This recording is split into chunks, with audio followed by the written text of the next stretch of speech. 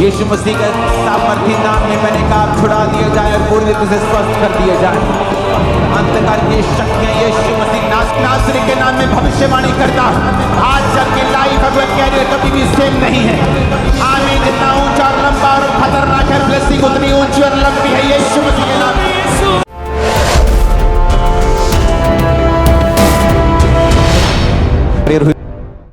अपने हाथों को उठाकर कहो, आज जो कुछ भी मैं सुनूंगा मैं फलों को लेके आऊंगा। जो कुछ भी मैं सुनूंगा मैं उसे इग्नोर नहीं करूंगा। हाथों को उठाओ और मांगो सब जन।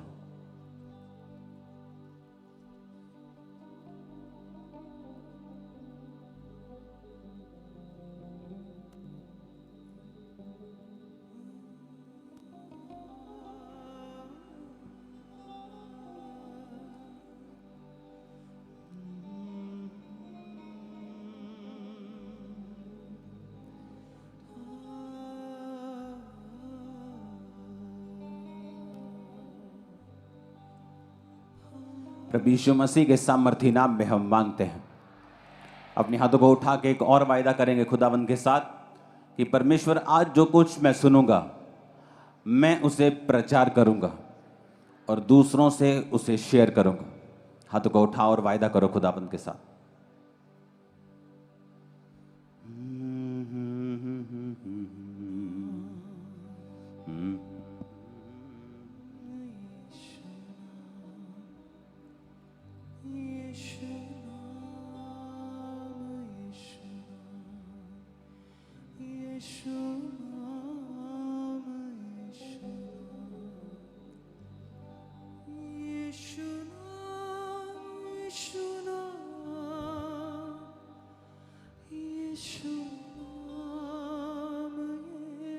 प्रभु यीशु मसीह के सामर्थी नाम में हम मांगते हैं। तारीफ करो जोर से आज के दिन के लिए, जोर से।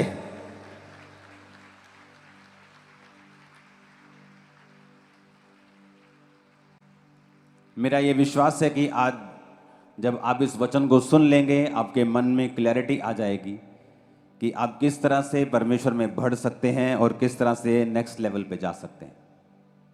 हालेलुया।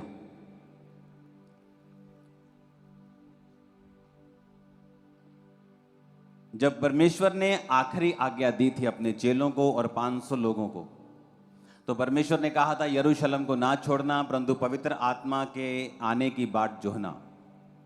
और वचन कहता है कि पेंटीकोस्त के दिन जब पवित्र आत्मा उतरा तो वो सब गैर भाषा से भर गए और सब पवित्र आत्मा से भर गए और सब अभिषेक से भर गए। और वचन ये भी कहता है कि वो जब पवित्र आत्मा और अभिषेक से भर गए तो वो सब लोग जो थे परमेश्वर के काम करने लगे। उनके हाथ रखने से रोगी चंगे होने लगे। और यह वचन पूरा हुआ कि अंत के दिनों में मैं अपना आत्मा सब मनुष्यों के ऊपर उंडेलूंगा। पुराने समय में जीसस क्राइस्ट के जन्म से पहले कुछ लोगों के ऊपर आत्मा उतरता था और परमेश्वर उनको अपना अभिषेक देता था। और परमेश्वर ने कहा था याजक जो मेरे अभिषिक्त होंगे ये लोगों के भार को उठाएंगे और लोगों के लिए बलि चढ़ाएंगे। और याजकों को परमेश्वर ने पवित्र रहने के लिए बोला। और वचन ये भी कहता है कि याजकों के ऊपर जो अभिषेक था उसके कारण परमेश्वर ने कहा था कि इनके जीवन में उत्तम दाख, उत्तम तेल और सब कुछ याजकों की लाइफ में जो आएगा वो उत्तम से उत्तम आएगा।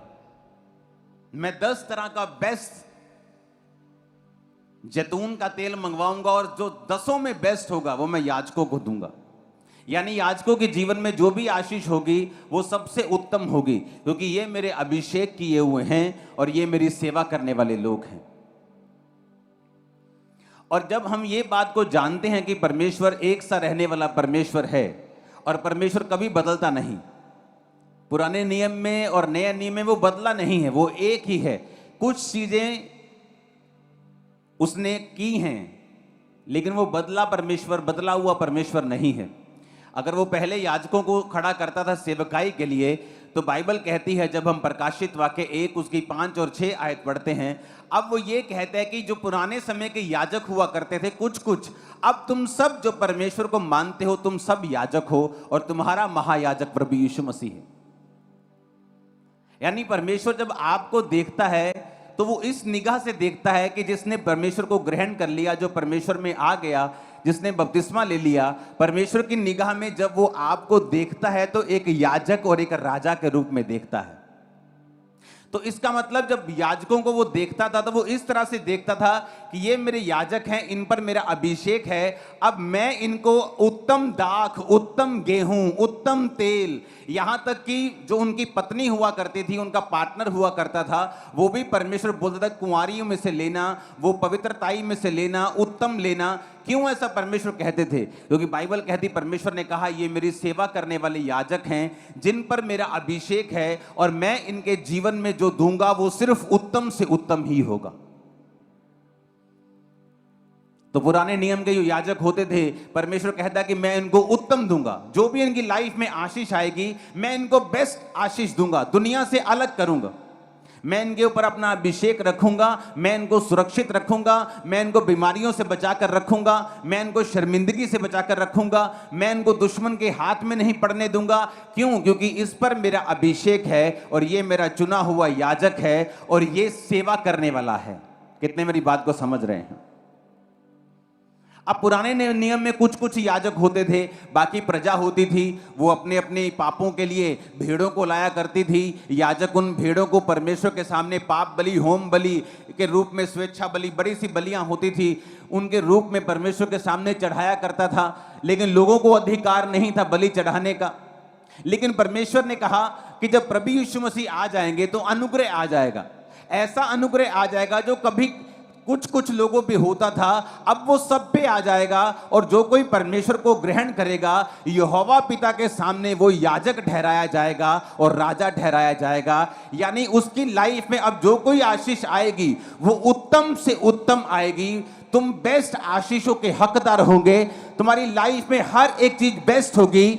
ऐसा परमेश्वर देखता है आप विश्वासियों को, जब वो आपकी ओर देखता है जिसने बपतिस्मा लिया हुआ है, जो याजक है और जो परमेश्वर यीशु मसीह को अपना उद्धारकर्ता मानता है। समझ आ गई इतनी बात के नहीं? मैं आगे चलूं, ये बेस बना रहा हूं। यानी आप सोचते हैं कि जब परमेश्वर आपको देखता है तो वो क्या सोचता है? मैं आपको बता रहा हूं कि जब परमेश्वर आपको देखता है तो वो ये सोचता है कि ये मेरा याजक है और इसका मेरा अभिषेक इसके ऊपर है, तो मैं इसको इसकी लाइफ में बेस्ट दूंगा। ये परमेश्वर सोचता है आप सबके विषय में। लेकिन अब कुछ पॉइंट हम देखेंगे कि क्या हम सचमुच याजक हैं।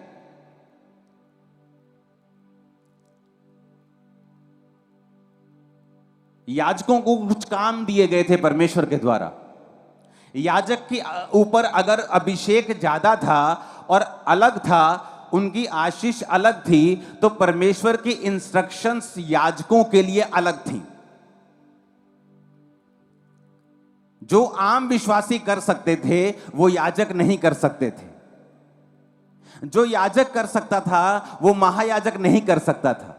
अब हम उन विषयों पे बात करेंगे जो परमेश्वर ने याजकों को कहे थे कि अगर तुम याजक हो और मेरे पवित्र किए गए हो तो तुम्हारे जीवन में तुम्हें कुछ इंस्ट्रक्शंस खास हैं जो माननी पड़ेगी।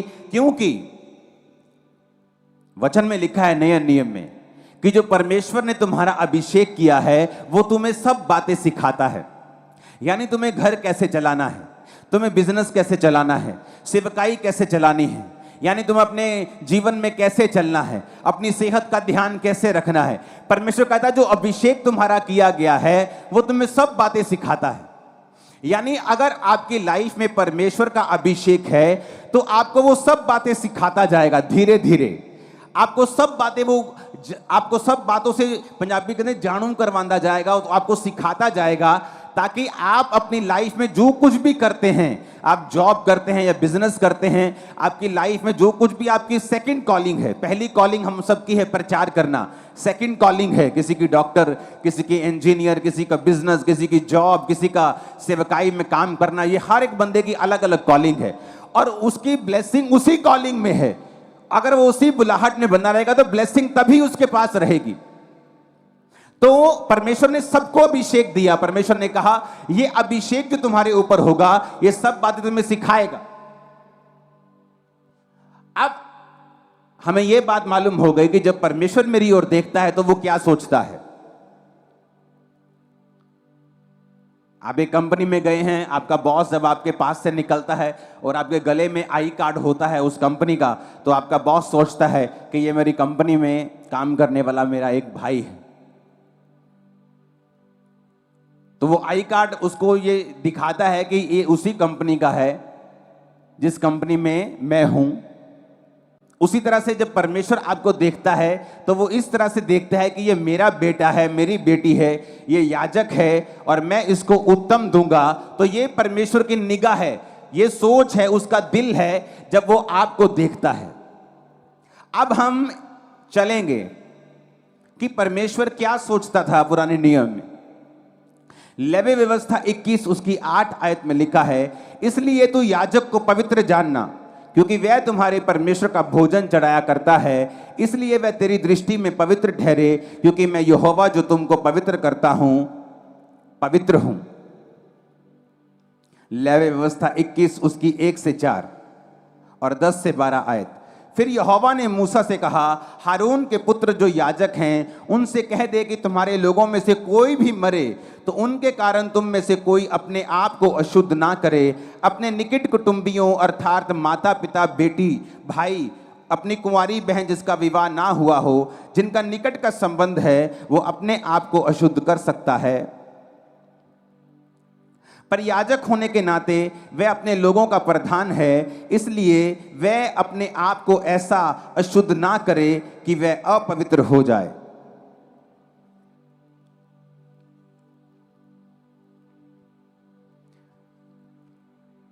इफिसिया 2 उसकी 1। उसने तुम्हें भी जिलाया जो अपने अपराधों और पापों के कारण मरे हुए थे।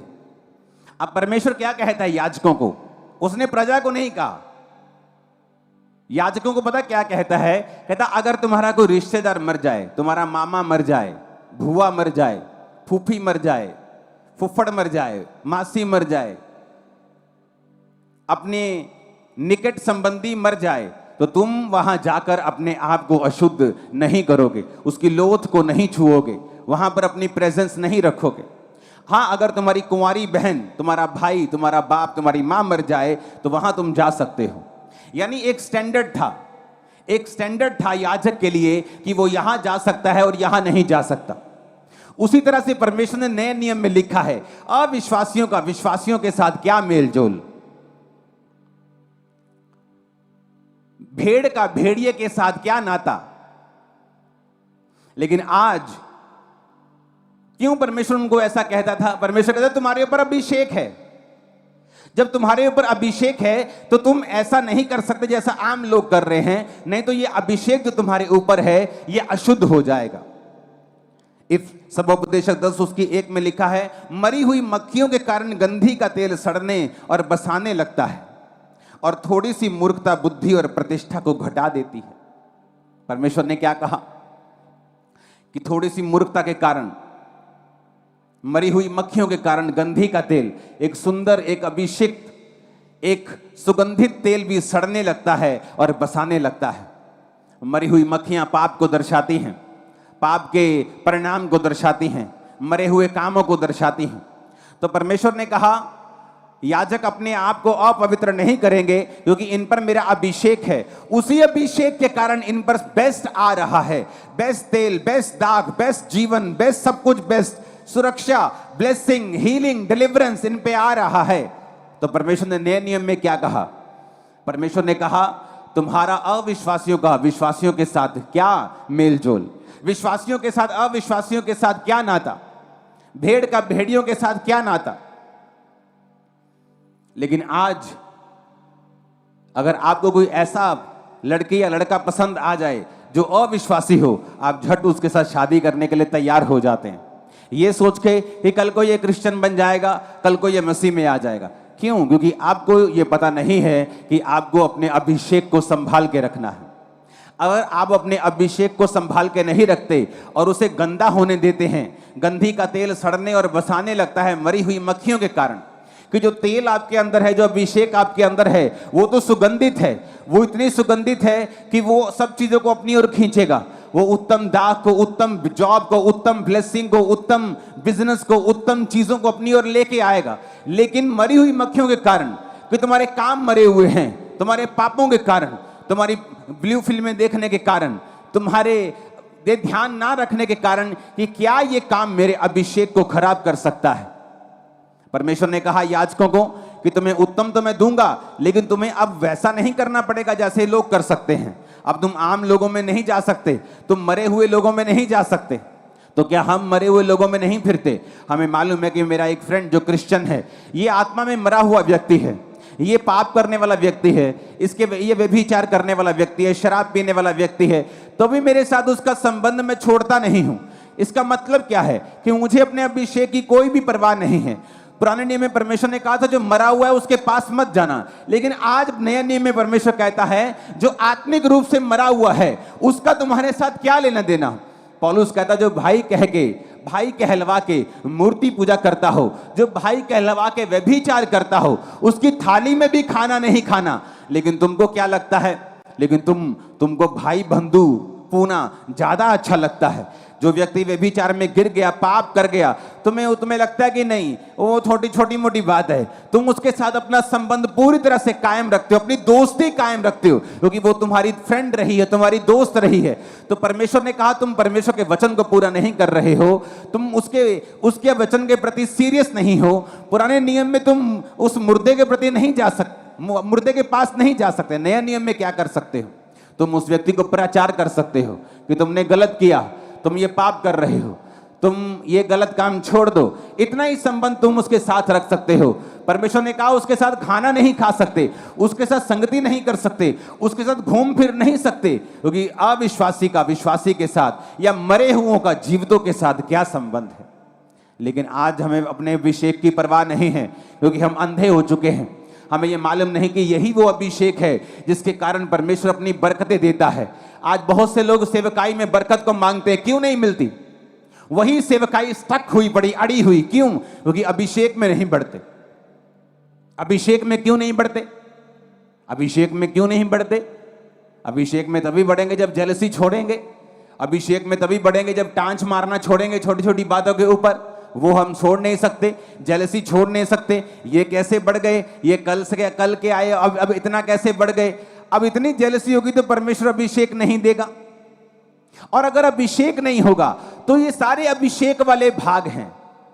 परमेश्वर ने कहा मैं तुम्हारा अभिषेक वाला भाग तुम्हें दे दूंगा। यानी अगर तुम्हारी लाइफ के ऊपर अभिषेक है तो एक एक्स्ट्रा ब्लेसिंग है तुम्हारी लाइफ के ऊपर जो परमेश्वर तुम्हें देगा। लेकिन शैतान मूर्ख बनाता है, वो तुम्हें ऐसे भाईचारे में ले जाएगा जो तुम्हारे लिए अच्छा नहीं है। परमेश्वर ने कहा अब तुम परमेश्वर से ऊपर होना चाहते हो, ये तुम्हारी मर्जी है, क्योंकि उसका वचन कहता है कि अगर कोई भाई कहलाकर, क्रिश्चियन कहलाकर मूर्ति पूजा करता हो, शराब पीता हो, अगर कोई भाई कहलाकर गंदे काम करता हो, भाई कहलाकर व्यभिचार करता हो, जादू टोना करता हो, तो तुम्हारा उसके साथ कोई संबंध नहीं है, तुम उसके साथ खाना भी नहीं खा सकते। क्योंकि हमें अपने अभिषेक की परवाह आज नहीं है। दाऊद को 16 साल की उम्र में अभिषेक कर दिया गया, लेकिन उसे राजा नहीं बनाया गया। परमेश्वर ने कहा दाऊद ये मेरी इच्छा तो है तो मैं तुम्हें राजा बनाऊं, राजा की कुर्सी पे बिठा दूं, लेकिन अभी वो कुर्सी वाला अभिषेक तुम्हारी लाइफ के ऊपर नहीं है। तो दाऊद को वफादार रहना पड़ा। पहला अभिषेक आप पर आता जब आप तौबा करते हैं। दूसरा अभिषेक आप पर आता है जिस तरह दाऊद के ऊपर आया और वो अकेले यहूदा के गोत्र का राजा बना। उसी तरह से आपकी लाइफ का अभिषेक भी बढ़ता जाता है जब आप परमेश्वर के साथ पहले अभिषेक के बाद वफादार रहते हैं। आपका पहला अभिषेक कब होता है? जब आप बपतिस्मा लेते हैं, आप पवित्र आत्मा को पाते हैं, आपको अभिषेक मिलता है, तब आपको फिर वफादार रहना है, अपने अभिषेक को संभाल के रखना है। आप ऐसी संगतियां नहीं कर सकते जहां पर आपका अभिषेक लीक हो जाए, जहां पर आपका आत्मिक जीवन लो हो जाए। अगर आपको अपना अभिषेक संभाल के आप नहीं रखेंगे, वो नहीं बढ़ेगा।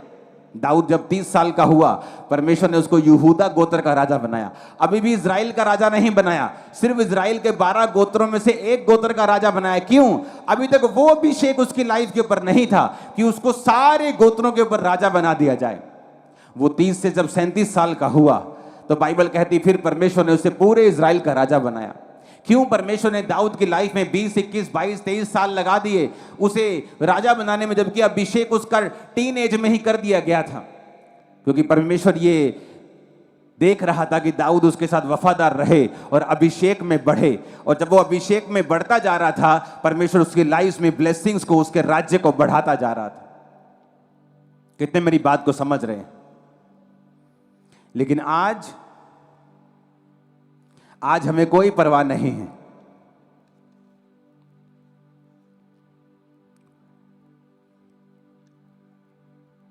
क्या आज हमें परवाह है इस चीज की कि क्या हमारा अभिषेक हमारी संगति से खराब हो रहा है?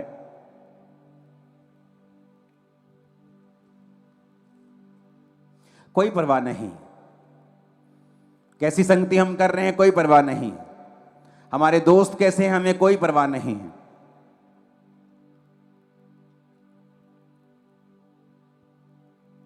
अगर आपको याजक परमेश्वर कहता है तो उसकी जिम्मेवारियां भी परमेश्वर ने रखी हैं। वो कहता है याजक को मैं बेस्ट दूंगा, तुम्हें मांगने की जरूरत नहीं। परमेश्वर कहता है मैं बेस्ट दूंगा, दाख, तेल, लाइफ, पार्टनर, एवरीथिंग तुझे बेस्ट दूंगा, किसी चीज की कमी तुम्हारी लाइफ में नहीं आने दूंगा। पर याजकों को वो क्या कहता है? कहता तुम फिर दुनिया से अलग जियोगे, जैसे तुम्हारा दोस्त जीता है तुम भी वैसा जीना चाहते हो, तो तुम्हारे ऊपर याजक का अभिषेक नहीं रहेगा। जब अभिषेक नहीं रहेगा तो वो ब्लेसिंग्स, वो सुरक्षा, वो परमेश्वर का स्पेशल फेवर भी तुम्हारी लाइफ के ऊपर नहीं रहेगा। आज तो तुम चर्च में हो, लेकिन जब यहां से चले जाओगे तब कहां जाओगे? कल तुम अपने काम में क्या करोगे? अपने बिजनेस में क्या करोगे? क्या तुम चोरी करोगे? तो इसका मतलब तुम्हारे ऊपर परमेश्वर का अभिषेक नहीं रहेगा। क्योंकि याजकों के ऊपर एक जिम्मेवारी थी, अपना घर चलाने की जिम्मेवारी भी याजकों के ऊपर थी। लेवी व्यवस्था 21 उसकी 9 में लिखा, यदि याजक की बेटी वैश्या बनकर अपने आप को अपवित्र करे तो वह अपने पिता को अपवित्र ठहराती है, वो आग में जलाई जाए। परमेश्वर ने क्या कहा? पुराने नियम में अगर याजक की बेटी वैश्या बन जाए तो आग में जला दो। तो नए नियम में भी उसने सेम कहा, लेकिन किस तरह से कहा वो हमें देखने की जरूरत है। पहला तीमुथियुस 3 उसकी 2, 4 और 11, 12 में लिखा है, यह आवश्यक है कि अध्यक्ष निर्दोष और एक ही पत्नी का पति, संयमी, सुशील, सभ्य, अतिथि सत्कार करने वाला, सिखाने में निपुण, अपने घर का अच्छा प्रबंध करता हो, अपने बाल बच्चों को सारी गंभीरता से अधीन रखता हो। तो चेंज नहीं किया, लेकिन मारने का अधिकार अभी नहीं दिया। मार कुटाई बंद हो चुकी कि फूल सूली पे चढ़ा दो, आग लगा दो, वो पत्थर मार दो, बंद हो गया। पर कहता अपने बेटे पे छड़ी चलाना बंद नहीं किया। पूरी गंभीरता से अधीन रख, ये बंद नहीं किया। आप अपने घर के अगुए हैं, आप अपने घर के पिता हैं, आप अपने घर के याजक हैं, लेकिन आपको यह नहीं मालूम कि आपके बच्चों के दोस्त कौन हैं, वो स्कूल में क्या कर रहे हैं, वो अपनी लाइफ में क्या कर रहे हैं। बहुत सारे प्रॉफिट्स ने यह गलती की है, सेवकाई में इतना बिजी हो गए कि अपने बच्चों को अपने अधीन कभी नहीं किया। जिस तरह के शमूएल, ऐसा नबी जिसकी एक भी बात धरती पे गिरती नहीं थी, लेकिन वचन कहता है कि उसके बच्चे परमेश्वर की राहों पर नहीं चले। क्यों? क्योंकि हर टाइम सेवकाई में बिजी, अपने बच्चों की ओर कभी भी ध्यान नहीं दिया, अपने परिवार की ओर ध्यान नहीं दिया। जबकि वचन ये कहता है कि अगर तुम अध्यक्ष बनना चाहते हो तो तुम्हें अपने परिवार को भी संभालना आना चाहिए। आपको नहीं पता आपकी वाइफ की प्रेयर लाइफ कितनी है, आपको नहीं पता आपके हस्बैंड की प्रेयर कितनी है। आप अपना घर व्यवस्थित नहीं किया। अगर आपने अपना बेस व्यवस्थित नहीं किया, आप बड़ी बिल्डिंग उस पर नहीं बना सकते। आपने अपने घर के माहौल को ऐसा नहीं किया कि सब प्रार्थना कर सकें। हर बंदा अपने में बिजी है और संडे के संडे हम चर्च चले जाते हैं। ये उत्तम रास्ता नहीं है और ये सही रास्ता नहीं है। बाइबल कहती है एली के दोनों बच्चे, एली के बच्चे जो थे वो लुच्चे थे, व्यभिचार करते थे भवन में ही। और बाइबल कहती है एली आता था, बोलता था ए बच्चों तुम गलत करते हो। ऐसे होते ना ठंडे माँ बाप, अपने बच्चों को समझाते रहते, बेटा ऐसा मत करो। लेकिन तब भी परमेश्वर ने सजा दी, जबकि परमेश्वर ये चाहता था कि एली वहां पे गरम रहे, डंडा उठाए, उनकी नानी याद करवा दे, उनको बेइज्जत करे। लेकिन आज के लोग बेइज्जत होना नहीं चाहते, वो मरना चाहते हैं। तो एली ने उनको बेइज्जत नहीं किया, पर बाइबल कहती है फिर वो नाश के रास्ते पे चले गए। और एक दिन संदूक उठा लिया गया, जब हमला हुआ और दोनों बच्चे एक ही दिन में मर गए। और जब एली को यह समाचार मिला, वो भारा था, कुर्सी पे बैठा हुआ था, तोंद निकली हुई थी, बहुत भारी था। जब उसने समाचार सुना, झटका लगा और वो भी गिरा, और भारी होने के कारण गर्दन के भार गिरा और गर्दन के मणके टूट गए और वहीं पे वो मर गया। जहां गर्म होना चाहिए था वहां गर्म नहीं हुए, ताकि घर में कलेश ना हो, असहज वातावरण ना बने। आज तुम अपने बच्चों को कुछ नहीं कहते, तुम्हें मालूम है तुम्हारी बेटी बिगड़ रही है, तुम कुछ नहीं कहते कि घर में कलेश ना हो, इसके बाप को मालूम ना हो जाए। एक दिन वो छोटा सा सांप जो तुमने पाला हुआ है वो बड़ा अजगर बन जाएगा, क्योंकि जो छोटा सा सांप उत्पत्ति में आदम के पास आया था, वो प्रकाशित वाक्य में एक बड़ा अजगर बन के आता है। एली ने अपने बच्चों की ओर ध्यान नहीं दिया, खुद परमेश्वर में चलता रहा, लेकिन अपने बच्चों पे डंडा नहीं उठाया। उसके पास ताकत थी, वो अपने बच्चों को एक्सपोज करता लोगों के सामने और बोलता कि ये व्यभिचारी हैं, मत करो, मत करो, तुम याजक, इनको याजक मत समझो। ऐसे बड़े स्टेप उठाता उनके सामने, उनको शर्मिंदगी होती, फिर वो तौबा कर लेते। लेकिन मुंह से समझाता गया, सिर्फ सिंपल, ओ बेटा डोंट डू दिस, बेटा ऐसे मत करो। की करिए हो आजकल दे न्याणे, मानते ही नहीं गए, और तुम उनको बड़ा कर रहे हो नाश के लिए। बहुत से सेवक नहीं उठा पाते ऐसे स्टेप्स को, और अपने बिगड़े हुए बच्चों को पुलपट पे खड़ा करे रखते हैं। उन्हें लगता है अगर हम कुछ कहेंगे तो हमारा घर अव्यवस्थित हो जाएगा। ऐसा करते इसकी शादी कर देते, शादी तो कर दी, वो शादी के फिर 2 साल बाद बिगड़ जाएगा, क्योंकि अगर तुमने स्पिरिट को हैंडल नहीं किया, अगर तुमने आत्मा को हैंडल नहीं, पाप को हैंडल नहीं किया, तो शादी से पहले जो पाप तंग करता था, शादी के बाद भी वो तंग करेगा, क्योंकि तुम्हें काबू करना पड़ेगा पहले से ही, वो बाद में भी तंग तुम्हें नहीं करेगा। कितने मेरी बात को समझ रहे हैं? तो याजक अगर बनना है तो याजकों की जिम्मेवारी भी देखो परमेश्वर ने कैसी रखी है। याजकों की बेटियों को पवित्र होना था, याजकों के बेटों को पवित्र होना था। याजक को जिम्मेवारी निभानी थी कि वो अपने बच्चों को, अपने बाल बच्चों को गंभीरता के साथ अधीनगी में रखे और परमेश्वर में चलाए। क्यों परमेश्वर अब्राहम से खुश था? क्यों परमेश्वर बोलता था, जब 3 दूत अब्राहम के पास आए और उन्होंने खाना खाया, उनमें से 2 दूत थे और एक यहोवा परमेश्वर था। जब बाइबल कहती है वो सदोम और अमोरा की ओर चले उनको नाश करने के लिए, तो जो एक दूत यहोवा परमेश्वर था, तो वो अपने मन में सोचने लगा कि जो मैं करने वाला हूं, क्या मैं अपने दोस्त अब्राहम से छुपा के रखूं? क्योंकि ये अपने घराने को आज्ञा देगा कि मेरे बाद तुम परमेश्वर में अटल चलते रहोगे। आज्ञा देगा, कमांड करेगा, विल बनाएगा। मेरे बाद अगर मेरे बच्चे यहोवा में चलते हैं तो सारी प्रॉपर्टी के मालिक हैं, नहीं तो ये सारी प्रॉपर्टी सब में बांट दी जाए।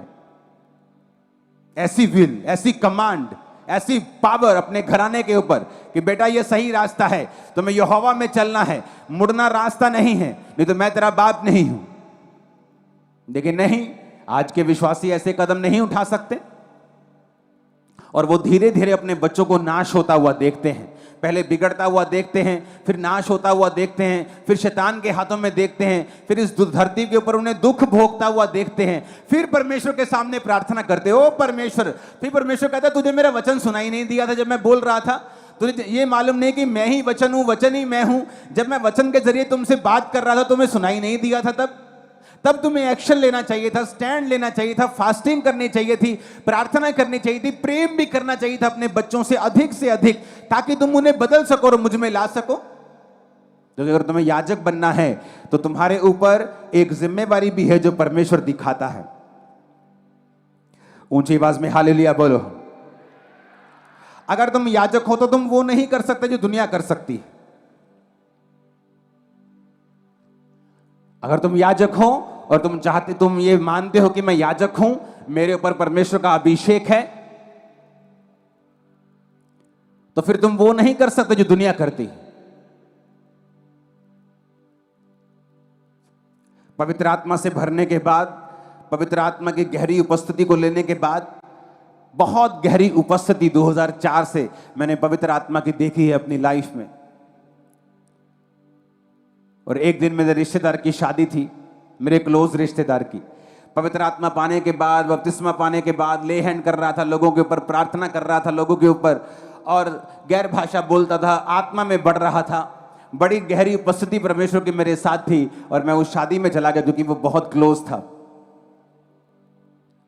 मुझे शैतान ने डराया, अगर तू लोगों की शादी पे नहीं जाएगा तो तेरी शादी पे कौन आएगा, तेरे रिश्तेदार तो उससे अलग हो जाएंगे। तो मैं चला गया शादी के ऊपर और वहाँ पे संसारिक गाने बज रहे थे, वो शराबी, वो नचारी, वो कोका शोका सब बज रहे थे, और मैं भी उन गानों के ऊपर डांस कर रहा था। क्योंकि सब मेरे भाई डांस कर रहे थे, मेरी बहनें डांस कर रही थी, सब डांस कर रहे थे रिश्तेदार, तो मैं भी नाच रहा था। लेकिन अंदर पवित्र आत्मा के साथ मैं दुखी हो रहा था और अंदर से मैं बुझ रहा था और पवित्र आत्मा शोकित हो रहा था अंदर से। और मैंने ज़्यादा डांस नहीं किया, जस्ट 5-7 मिनट किया होगा। मैं साइड पे आया और मैंने सोचा कि क्या मैं ये सही कर रहा हूँ, क्योंकि मुझे अच्छा फील नहीं हो रहा था। मुझे मालूम था कि मैं अलग किया गया हूँ, मैं इन लोगों के जैसा नहीं हूँ, मैं अभिषिक्त हूँ, परमेश्वर ने मेरा अभिषेक किया है, मैं परमेश्वर की सेवकाई कर रहा हूँ। उस दिन से मैंने पवित्र आत्मा को, पवित्र आत्मा, लोग नाराज हों, रिश्तेदार नाराज हों, आज के बाद मैं किसी गाने के ऊपर डांस नहीं करूंगा, चाहे वो किसी भी रिश्तेदार का। वहां से आ गया मैं, और मैं आपको सच बताता हूं, वो सब नाचने वाले आज दुखी हैं अपनी लाइफ, और मेरा सुख आसमान तक पहुंच चुका है। क्योंकि मैंने ये फैसला किया था कि मैं अपने अभिषेक को खराब होने नहीं दूंगा। मैं ये डांस करके, मैं ये इन्हीं ड्रिंक चल रही है, डांस चल रहा है, मैं ये काम करके मैं कैसे अपने आप को याजक खड़ा बना सकता हूं। जब परमेश्वर कहता है याजक, तुम याजक हो, तो तुम अपनी भुआ के मरने पे नहीं जा सकते हो। तो परमेश्वर इतनी गहरी इंस्ट्रक्शंस इनको देता था, तो परमेश्वर आज भी याजकों को कहता है तुम लोगों को कि तुम अविश्वासियों के साथ तुम्हारा क्या मेल जोल, तुम उनको प्रचार करो, तुम उनके लिए प्रार्थना करो, तुम उनके लिए हेल्प करो, तुम उनसे तसल्ली करो, उनको गले लगाओ, उनको प्यार करो, लेकिन उनके जैसे काम, उनके जैसे संगति, उनके जैसे बीच में रह के उनको प्रसन्न करने का प्रयत्न नहीं कर सकते तुम लोग। तो मैंने अपने आप को अलग किया। मुझे मसीह में आए शायद सिर्फ 1 साल हुआ होगा तब। मैं वचन को जल्दी समझता था। जब मुझे मालूम हुआ था कि मुझे बपतिस्मा लेना है, कि बपतिस्मा नाम की कोई चीज़ होती है, तो मैं अपने पास्टर को बोलता था, वो पास्टर नहीं थे, जस्ट सेवा करने वाले लोग थे, तो मैं बोलता था जल्दी बपतिस्मा दो। बोलते थे पास्टर देंगे, जब पास्टर इकट्ठे हो जाएंगे 20-30 लोग तो पास्टर बैप्टिज्म देंगे। तो उस पास्टर से जब मेरा बपतिस्मा हुआ, जब 20-30 लोग इकट्ठे हुए, वो भी 1-1.5 महीने बाद, जबकि मुझे जब बपतिस्मे के बारे में मालूम हुआ था, मैंने कहा था जल्दी जल्दी मुझे बपतिस्मा दे दो। और आज लोग 6-6 महीने, 1-1 साल सोचते रहते हैं कि मैं बपतिस्मा लूँ या ना लूँ। क्या सोचते रहते हो कि मुझे पाप करना है, मैं अभी पाप करूँगा, मैं साफ नहीं हूँ। अगर तुम्हें साफ होकर ही परमेश्वर के पास आना है तो उसमें परमेश्वर की क्या बड़ाई है। बाइबल कहती है वो तुम आओ, परमेश्वर तुम्हें साफ करेगा। तुम ये नहीं सोच सकते कि मैं बपतिस्मा तब लूंगा जब मैं साफ हो जाऊंगा। तुम ये नहीं सोच सकते कि जब मुझे आवाज आएगी। कौन सी आवाज? परमेश्वर तो आवाज दे चुका है बाइबल में कि तुम में से सब लोग बाप बेटा पवित्र आत्मा के नाम से बपतिस्मा ले और परमेश्वर को ग्रहण करें। अब कौन सी आवाज की उड़ीक कर रहे हो? नहीं, मैंने फलाने टाइम पे एक नाम लिया हुआ है। बाइबल कहती है जब तुमने परमेश्वर को जान लिया, पुरानी बातें बीत गई, तुमने वो लिया कि परमेश्वर को जान सको। अब जब तुमने परमेश्वर को जान लिया कि जीसस क्राइस्ट मेरा असली, ओरिजिनल, ऑथेंटिक, सच्चा परमेश्वर है, अब यीशु मसीह के पीछे आने का टाइम हो चुका है। अब परमेश्वर को फॉलो करने का टाइम हो चुका है। आमीन। लेकिन अभी भी सोचते हैं, इसका मतलब अभी भी पाप का बीज तुम में है। अभी भी तुम सोचते हो कि मुझे पाप करना है। और अगर तुम सोच ही रहे हो कि मुझे शायद पाप करना है, तो अब इसका मतलब यह है कि तुम अभी याजक नहीं हो। और अगर याजक नहीं हो, अभिषेक नहीं है, तो वैसी ब्लेसिंग्स तुम्हारी लाइफ के ऊपर नहीं है। कितने आज इन वचन को समझ रहे हैं? अभिषेक के कारण जुआ नाश होगा। अभिषेक वाला भाग यानी एक्स्ट्रा भाग,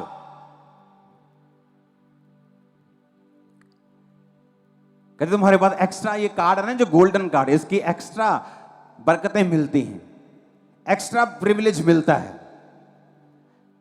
परमेश्वर ने कहा जो अभिषेक वाला भाग होगा यानी एक्स्ट्रा, मैं तुम्हें वो दूंगा, एक्स्ट्रा दूंगा लोगों से, क्योंकि तुम्हारा अभिषेक वाला भाग है। और वचन कहता है कि मरी हुई मक्खियों के कारण गंधी का तेल सड़ने और बसाने लगता है।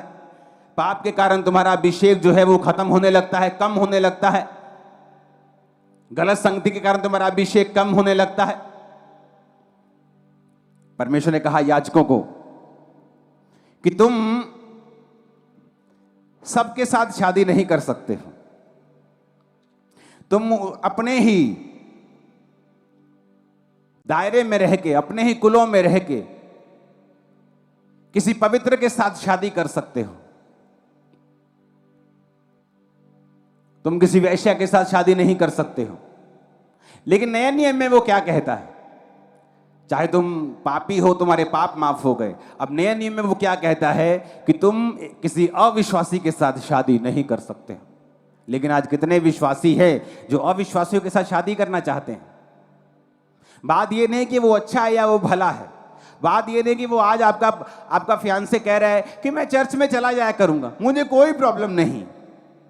आज वो कह रहा है मैं चर्च में चला जाऊंगा, कल वो कहेगा मैं चर्च में आज नहीं जाऊंगा, जादू कर ले जो करना है। तो क्या होगा? तुम एक बंदे की आवाज पे यकीन कर रहे हो? तुम एक बंदे की आवाज के ऊपर अपना पूरा जीवन बनाना चाहते हो? तुम क्यों वो लड़ाई मोल लेना चाहते हो जो तुम्हारे लिए परमेश्वर ने नहीं रखी हुई? एक लड़ाई है जो आपकी आनी है शैतान के साथ। किसी परीक्षा में आपको पढ़ना है, परमेश्वर आपको डालेगा ताकि आपके विश्वास को परख सके, आपको आगे बढ़ा सके। एक लड़ाई है जो आप खुद मोल ले रहे हैं कि कल को जब वो मुकर जाएगा, मुझे नहीं जाना चर्च में, फिर आप उसके लिए प्रार्थना करवाएंगे, अपने पास्टर को भी तंग करेंगे, आप फिर पूरी ईमेल भर देंगे, आप फिर ले हैंड पे खड़े हो जाएंगे। ये वो लड़ाई है जो परमेश्वर ने नहीं सोची हुई आप करें, ये आपने खुद मोल ली। जब आप अपने पार्टनर के साथ शादी करते हैं तो बाइबल कहती तुम एक तन होंगे।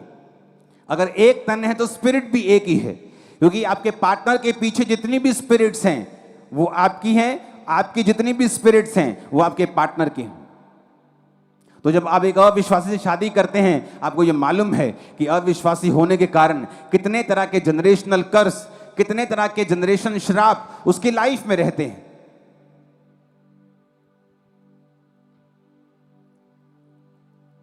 तो जब आप उससे शादी कर रहे हैं, आप उन आत्माओं के साथ भी शादी कर रहे हैं।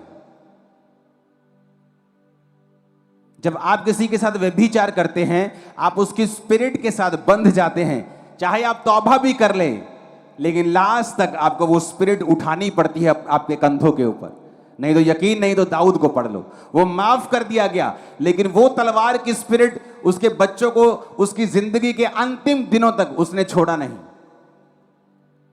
इसलिए वचन कहता है कि जो पाप तुम करते हो दूसरे, वो देह से बाहर हैं, लेकिन जो पाप तुम व्यभिचार का करते हो वो डबल पाप है। तुम्हारी देह के विरुद्ध भी है, तुम्हारी आत्मा के विरुद्ध भी है। कितने इन बातों को समझ रहे हैं? तो वचन कहता है कि परमेश्वर ने ये सब चीजें हमें लिख कर दी हैं और हमें अपना अभिषेक संभालने के लिए हमें अलग टाइम में रहना है। हमारी बाउंड्रीज हैं, हमें एक बाउंड्रीज में रहना है ताकि हम अपने अभिषेक को बचा के रखें, क्योंकि जो लोगों की लाइफ में नहीं है परमेश्वर ने आपको दिया है। वो अभिषेक आपका है। उसने कहा मैं पवित्र हूं, तो तू पवित्र बन। पवित्रताई के बिना कोई मुझे देख नहीं पाएगा। अगर वो अभिषेक हमारी लाइफ में होगा, वो सब चीजों को हमारी लाइफ में खींच के लेके आएगा। और ये एक दिन का काम नहीं है। अभिषेक का मतलब है टू रब, किसी चीज पर रगड़ना। एक खुशबूदार चीज को आप अपने शरीर पर एक दिन रगड़ेंगे तो उसकी स्मेल 2 दिन नहीं जाती। तो अगर आप रोज रगड़ते जाएंगे, रोज रगड़ते जाएंगे, रोज रगड़ते जाएंगे, रोज रोज रोज, तो वो आपके शरीर का एक हिस्सा बन जाएगा। लेकिन जब आप गंदगी में जाएंगे, मिट्टी में जाएंगे, लोटपोट हो जाएंगे, तो उसकी स्मेल थोड़ी धीमी हो जाएगी। फिर आपको नहाना पड़ेगा, फिर आपको मलना पड़ेगा उस स्मेल को वापस पाने के लिए। उसी तरह से अभिषेक है।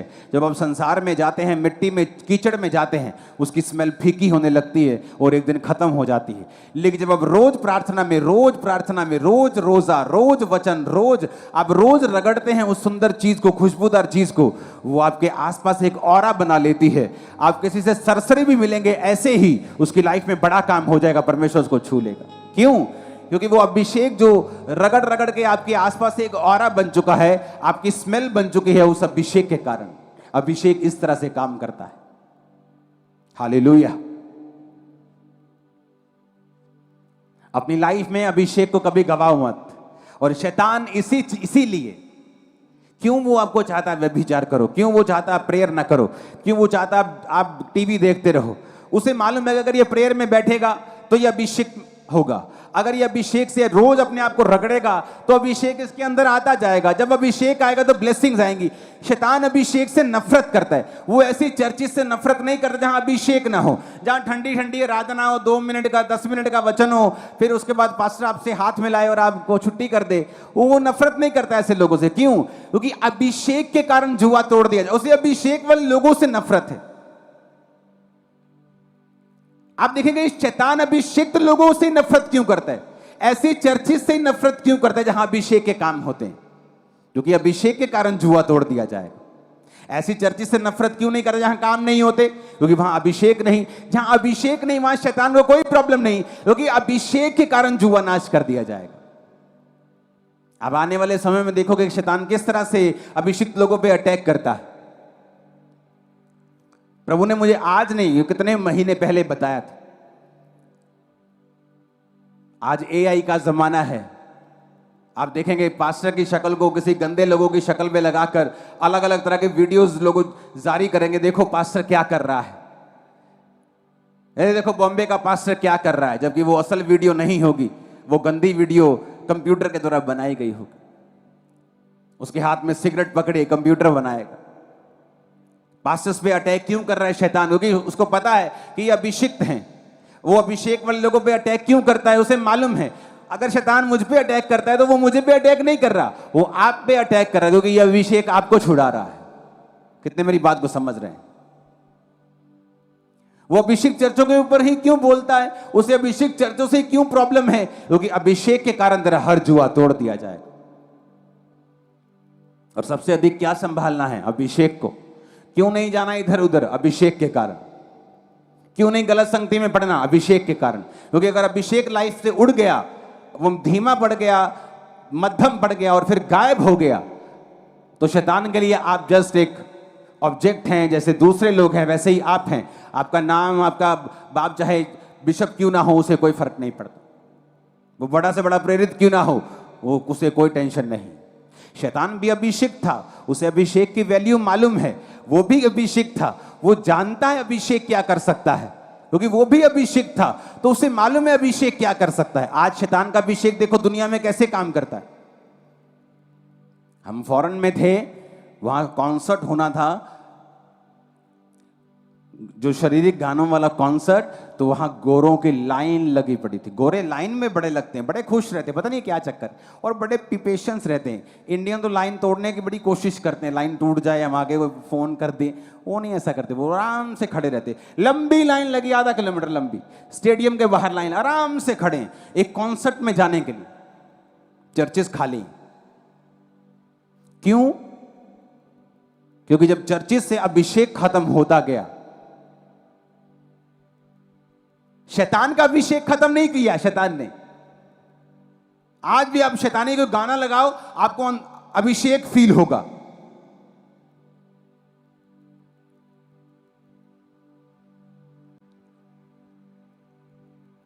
और बुढ़ी माई जिसके गोडे दर्द करते हैं ना, जब वो कभी मैं गीत लगा ही मेरा दिल करे मैं नचा, वो क्या है? अभिषेक है। क्या है वो? किसका? शैतान का भी अभिषेक है। उसने गवाया नहीं है, शैतान गिराया गया है, अभिषेक उससे छीना नहीं परमेश्वर ने। तो फौरन में क्या हुआ? चर्चिस में से अभिषेक खत्म होता गया तो लोग खत्म होते गए। नहीं तो फौरन में क्या होता था कि हर गली के बाहर एक चर्च थी और अभिषिक्त लोग, जो पौलुस की जनरेशन के सिखाए हुए लोग आगे बढ़ते थे, अभिषेक से बढ़ते थे और दुनिया पे राज किया उन लोगों ने। धीरे धीरे अभिषेक खत्म होता गया, दुनियावी चीजें बढ़ती गई।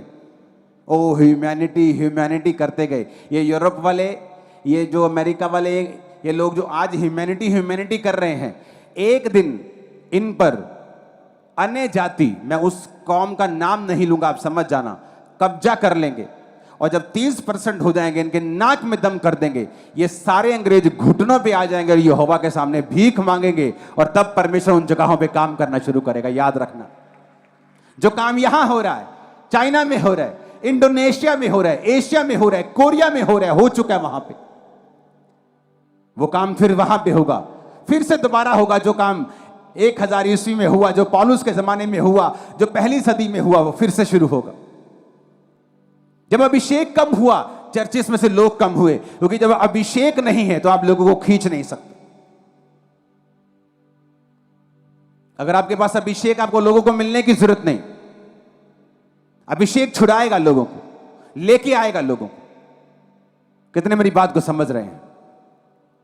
लिखा अभिषेक के कारण तेरा हर जुआ नाश कर दिया जाएगा। जब शैतान का अभिषेक कम नहीं हुआ, आज भी वो देखो गाने गाते तो कॉन्सर्ट में से भरे होते। देखो मेरे साथ के बच्चे बता रहे थे, जो फॉरेन में होते हैं, यंग जो लड़कियां लड़के, कि मेरी कॉलेज की, मेरी स्कूल की लड़की ने $2000 की टिकट ली है इस कॉन्सर्ट में आने के लिए। क्यों? शैतान का अभिषेक कम नहीं हुआ।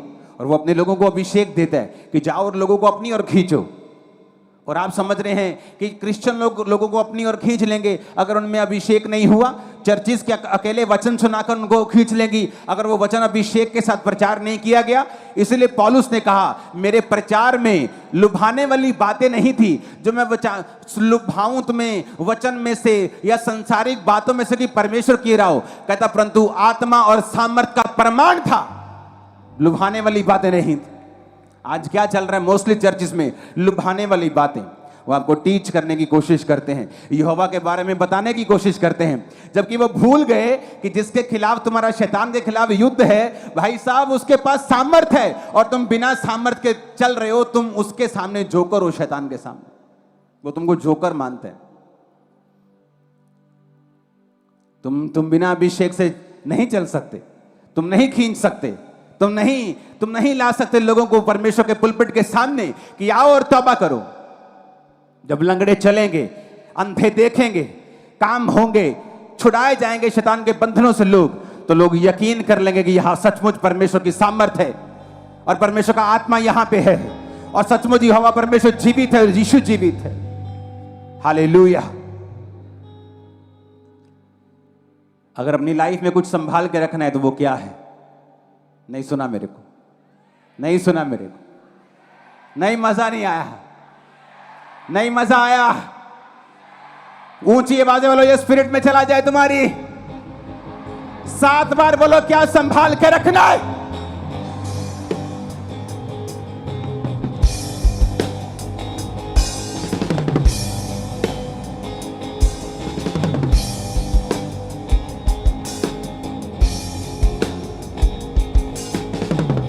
हालेलुया।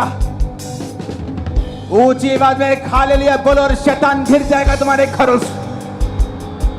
लेब्रो सोथा लबारा मना संदना मजना के शैतान गिर जाएगा तुम्हारे फाइनेंस पर से। ऊंची आवाज हालेलुया बोलो, वो गिर जाएगा तुम्हारे बच्चों की लाइफ पर से। ऊंची आवाज हालेलुया, तो वो गिर जाएगा तुम्हारी सेहत पर से। हालेलुया।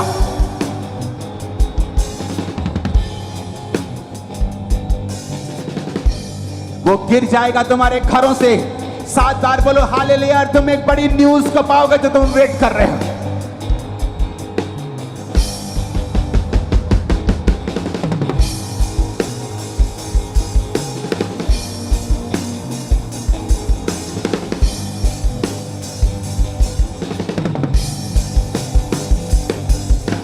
आमीन, आमीन। क्या संभाल के रखना है?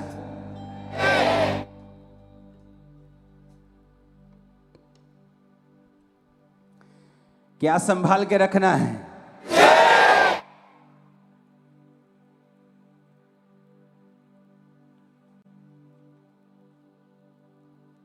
क्या संभाल के रखना है?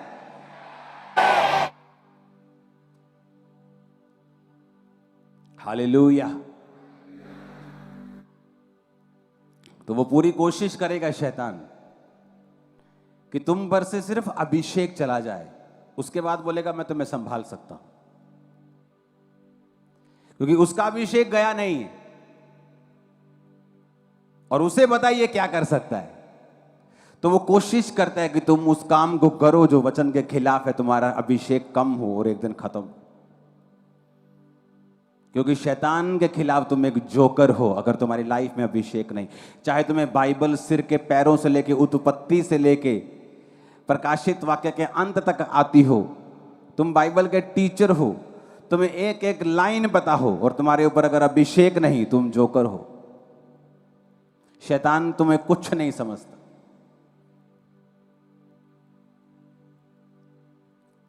अभिषेक होगा तो बरकत होगी, सुरक्षा होगी, शर्मिंदगी नहीं होगी। जो प्रार्थना नहीं करते अभिषेक नहीं ले सकते। जिनकी 2.5-3 घंटे से कम प्रेयर है, अभिषेक कभी नहीं ले सकते। फास्टिंग नहीं करते, संगति रेगुलर नहीं करते। हाँ, किराया नहीं होता जी, एक संडे आ जाते, एक संडे नहीं आते। तुम रोटी 2 टाइम खाते हो ना रोज? हाँ जी रोज 3 टाइम जी, सवेरे भी ऐसी खा के जाइदा करो। अगर तुम रोटी 3 टाइम खाते हो, तुम्हें हर संडे चर्च आना जरूरी है। अगर तुम 2 टाइम खाते हो तब भी आना जरूरी है। 1 टाइम खाते हो तब भी आना जरूरी है। इससे कम खाते हो फिर मत आना, क्योंकि इससे कम तुम खाते नहीं। आत्मिक जिंदगी के लिए, संगति के लिए हमारी वैल्यू कम हो गई, अभिषेक कम हो गया। अभिषेक कम हो गया, शैतान अटैक करना शुरू कर दिया।